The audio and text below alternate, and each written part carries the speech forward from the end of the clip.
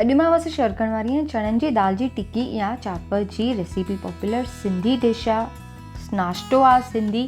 त इन जे अंदरि चणनि जी दाल जी स्टफिंग कीअं करणी आहे, कीअं कुक करणी आहे, ॿाहिरां जी कोटिंग क्रिस्पी कीअं रखणी आहे, इहे सॼा टिप्स एंड ट्रिक्स मां अव्हां सां शेयर करण वारी आहियां अॼु। जय झूलेलाल, दावत सिंध में तव्हांजो स्वागत आहे। त सभ खां पहिरियों स्टार्ट कंदासीं चणनि जी दाल जी जेकी अंदरि विझणी आहे उन जी रेसिपी। त सभिनि खां पहिरियों कुकर में विझणो आहे थोरो सो जीरो, थोड़ी सी थूम, बसर, सावा मिर्च ऐं थोरो पुदीनो ऐं थोरा धाणा, थोड़ी सी हींग विझणी आहे। टेस्ट जाम सुठी ईंदव, ध्यान सां इंग्रीडियंट्स ॾिसी छॾियो। थोरा सा कारा मिर्च विझणा आहिनि, चङी तरह सां हिनखे भुनणो आहे। इन खां पोइ 2 से 3 कलाक दाल मां पिसाए रखी हुई उहा हिन में विझणी आहे। थोरो सो गरम मसालो विझंदासीं, थोरो सो चाट मसालो, थोड़ी सी अम्बचूर।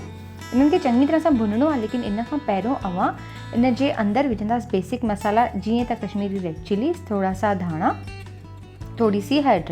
हाणे इन खां पोइ इन में मां थोरो सो विझंदमि फोटन जो पाउडर, जंहिंसां टेस्ट जाम सुठी ईंदी आहे। हाणे भुनी करे जाम चङी तरह सां, जेतिरा मसाला दाल जे अंदरि भुनंदा ओतिरी टेस्ट सुठी ईंदी। पाणी सिर्फ़ु एतिरो विझणो आहे जो दाल कोट थिए, वधीक विझंदा त सुकाइण जो झंझट थींदो आहे। हिन पाणीअ में विझी करे एतिरो ई, थोरो सो लूणु विझी बराबरि 4 सीटूं लॻाईंदा त अव्हां जी दाल हिकदमि परफेक्ट बीहंदी आहे। मां अव्हां खे ॾेखारियां थी, जीअं मेजरमेंट्स मां ॾेखारियां थी तीअं कंदा त परफेक्ट दाल बीहंदी। असांजी दाल अंदरां जी जेकी आहे उहा तयारु आहे। हे ॾिसो, हिनखे अव्हां ईअं बि सर्व करे सघो था। हाणे खणणा आहिनि 1 किलो बॉइल्ड ऐं मैश आलू, इन में थोरा सा धाणा विझणा आहिनि, थोरा सा पुदीने जा पत्ता विझणा आहिनि, थोरा सा ग्रीन चिलीज़ विझणा आहिनि।